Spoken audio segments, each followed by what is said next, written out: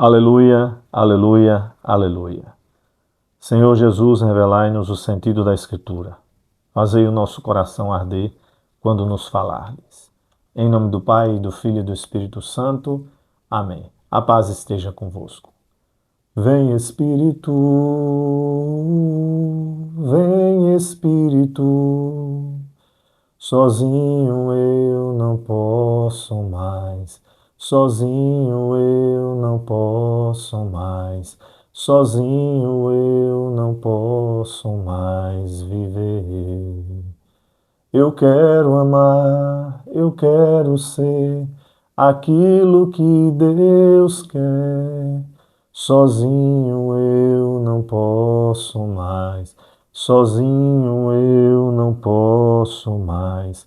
Sozinho eu não posso mais viver. Vinde, Espírito Santo, enchei os corações dos vossos fiéis e acendei neles o fogo do vosso amor. Enviai, Senhor, o vosso Espírito e tudo será criado e renovareis a face da terra. Oremos, ó Deus, que instruístes os corações dos vossos fiéis com a luz do Espírito Santo, fazei que apreciemos retamente todas as coisas segundo o mesmo Espírito e gozemos sempre de sua consolação. Por Cristo nosso Senhor. Amém. Do Evangelho de Jesus Cristo segundo Lucas. Naquele mesmo dia, o primeiro da semana, 2 dos discípulos de Jesus iam para um povoado chamado Emaús, distante 11 quilômetros de Jerusalém. Conversavam sobre todas as coisas que tinham acontecido. Enquanto conversavam e discutiam, o próprio Jesus se aproximou e começou a caminhar com eles. Os discípulos, porém, estavam como que cegos e não o reconheceram. Então Jesus perguntou: "O que ides conversando pelo caminho?" Eles pararam com o rosto triste e um deles, chamado Cleofas, lhe disse: "Tu és o único peregrino em Jerusalém que não sabe o que lá aconteceu nestes últimos dias?" Ele perguntou: "O que foi?" Os discípulos responderam: "O que aconteceu com Jesus, o Nazareno, que foi um profeta poderoso em obras e palavras diante de Deus e diante de todo o povo. Nossos sumos sacerdotes e nossos chefes o entregaram para ser condenado à morte e o crucificaram. Nós esperávamos que ele fosse libertar Israel, mas apesar de tudo isso, já faz 3 dias que todas essas coisas aconteceram." É verdade que algumas mulheres do nosso grupo nos deram um susto. Elas foram de madrugada ao túmulo e não encontraram o corpo dele. Então voltaram dizendo que tinham visto anjos e que estes afirmaram que Jesus está vivo. Alguns dos nossos foram ao túmulo e encontraram as coisas como as mulheres tinham dito. A ele, porém, ninguém o viu. Então Jesus lhes disse: "Como sois sem inteligência e lentos para crer em tudo o que os profetas falaram? Será que o Cristo não devia sofrer tudo isso para entrar na sua glória?" E começando por Moisés e passando pelos profetas, explicava aos discípulos todas as passagens da Escritura que falavam a respeito dele. Quando chegaram perto do povoado para onde iam, Jesus fez de conta que ia mais adiante. Eles, porém, insistiram com Jesus, dizendo: "Fica conosco, pois já é tarde e a noite vem chegando." Jesus entrou para ficar com eles. Quando se sentou à mesa com eles, tomou o pão, abençoou-o, partiu e lhes distribuía. Nisso os olhos dos discípulos se abriram e eles reconheceram Jesus. Jesus, porém, desapareceu da frente deles. Então um disse ao outro: "Não estava ardendo o nosso coração quando ele nos falava pelo caminho e nos explicava as Escrituras?" Naquela mesma hora eles se levantaram e voltaram para Jerusalém, onde encontraram os 11 reunidos com os outros. E estes confirmaram: "Realmente o Senhor ressuscitou e apareceu a Simão." Então os dois contaram o que tinha acontecido no caminho e como tinham reconhecido Jesus ao partir o pão. Palavra da salvação. Amados irmãos e irmãs, hoje Jesus quer se encontrar conosco, como se encontrou com os discípulos de Emaús. Mais do que isso, quer ficar conosco, permanecer conosco, viver conosco, ser conosco. Todavia, é necessária uma mudança de rota. Em vez de caminharmos para Emaús das dúvidas, Emaús das incertezas, da falta de esperança, da escuridão. Voltemo-nos para Jerusalém, lugar da crucificação. Porque nós cristãos nos gloriamos na cruz de nosso Senhor. Ela é o grande farol que ilumina a nossa vida, porque é na cruz de Jesus que se manifesta de forma sublime o imensurável amor de Deus. Ele foi obediente ao Pai até a morte de cruz. Se da cruz nos afastarmos, cairemos no abismo. Se da cruz nos afastarmos, ficaremos como que cegos, que foi o que aconteceu com os 2 discípulos. Portanto, é necessária uma mudança de direção, o que chamamos de conversão. Enquanto conversavam e discutiam, o próprio Jesus se aproximou e começou a caminhar com eles. Jesus também quer caminhar conosco. Eles estavam abatidos, como alguém que havia acabado de levar um banho de água fria, indo em direção a uma cidade cujo nome significa banhos quentes. Mas o Senhor lhes aparece e, explicando-lhes as Escrituras, lhes aquece o coração. Eles pensavam, disseram eles, nós esperávamos que ele, pois ainda não haviam reconhecido Jesus, fosse libertar Israel. Mas apesar de tudo isso, já faz 3 dias que todas essas coisas aconteceram. Na concepção deles, a libertação seria política.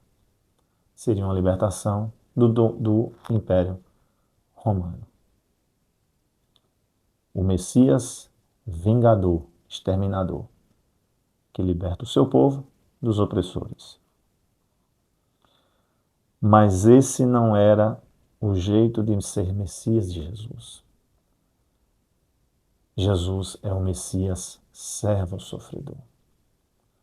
Liberta na raiz.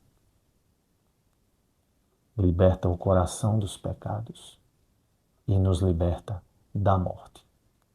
Pois é no coração onde todos os males nascem e com esses males as estruturas de dominação, exploração, opressão, desigualdade, violência, guerras, injustiça, todo tipo de maldade. Nesse caminho, Jesus lhes explica as Escrituras. Lá na Transfiguração, ele apareceu transfigurado, conversando com Moisés e Elias. Ele no centro, para dizer que a lei, representada por Moisés, e os profetas, representados por Elias, são interpretados por aquele que é o centro da Sagrada Escritura, o próprio Senhor. Agora é Ele o intérprete oficial da Palavra de Deus, porque Ele é a Palavra eterna do Pai, que se fez carne e habitou entre nós e por nós morreu. E enquanto explicava aos discípulos as Escrituras, o coração deles ardia. Até que, em determinado momento, o texto que nós acabamos de ouvir diz o seguinte: quando chegaram perto do povoado para onde iam, Jesus fez de conta que ia mais adiante. Essa interpretação, essa tradução não é boa. No original grego diz o seguinte: até porque Jesus não precisa fazer nada de conta. Ele não precisa simular nada. Então, de acordo com o texto original, quando chegaram perto do povoado para onde iam, Jesus deu a impressão de mais adiante ir. Esse mais adiante ir significava que ele estava disposto a continuar a lhes explicar as Escrituras. Eles pediram: fica conosco, Senhor. E Jesus, atendendo ao pedido deles, com esse desejo de mais adiante ir, ficou com eles.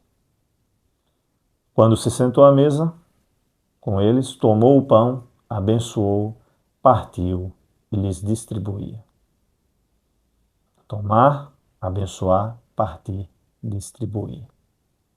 Portanto, nós temos aqui a Eucaristia. E ao partir o pão, o Senhor, então, é reconhecido por aqueles discípulos. Um deles se chamava Cleofas. O outro, não sabemos quem é. Na verdade, sabemos. O outro é você. Sou eu. Esse discípulo, ou discípula, cujo nome não aparece, é cada um de nós. É a palavra de Deus que ilumina a vida da gente, que orienta a vida da gente. É a palavra de Deus que aquece os nossos corações, que nos prepara para a Eucaristia, que por sua vez é o alimento que sacia os anseios mais profundos de nosso ser. É o alimento que nos fortalece. É o alimento da vida eterna. A palavra de Deus nos prepara para a Eucaristia realiza a palavra de Deus. É para nós cristãos encontro com o próprio Senhor. Porque, volto a dizer, Ele é a palavra eterna do Pai. Ele é o pão da vida, o pão descido do céu. O pão que nos dá a vida eterna, o pão da esperança, o pão da nossa alegria, o pão que alimenta a nossa fé, o pão da comunhão. Confiantes, rezemos a oração que o Senhor nos ensinou. Pai nosso que estais nos céus, santificado seja o vosso nome. Venha a nós o vosso reino, seja feita a vossa vontade, assim na terra como no céu. O pão nosso de cada dia nos dai hoje. Perdoai-nos as nossas ofensas, assim como nós perdoamos a quem nos tem ofendido. E não nos deixeis cair em tentação, mas livrai-nos do mal. Amém. Rainha dos céus, alegrai-vos, aleluia. Pois o Senhor que merecestes trazer em vosso seio, aleluia, ressuscitou, como disse, aleluia. Rogai a Deus por nós, aleluia. Santo anjo do Senhor, meu zeloso guardador, se a ti me confiou a piedade divina, sempre me rege, me guarda, me governa, me ilumina. Amém. Glória ao Pai, ao Filho e ao Espírito Santo, como era no princípio, agora e sempre. Amém. Abençoe-vos Deus Todo-Poderoso, Pai e Filho e Espírito Santo. Amém. Glorificai a Deus com vossa vida. Boa semana para todos. Paz e bem.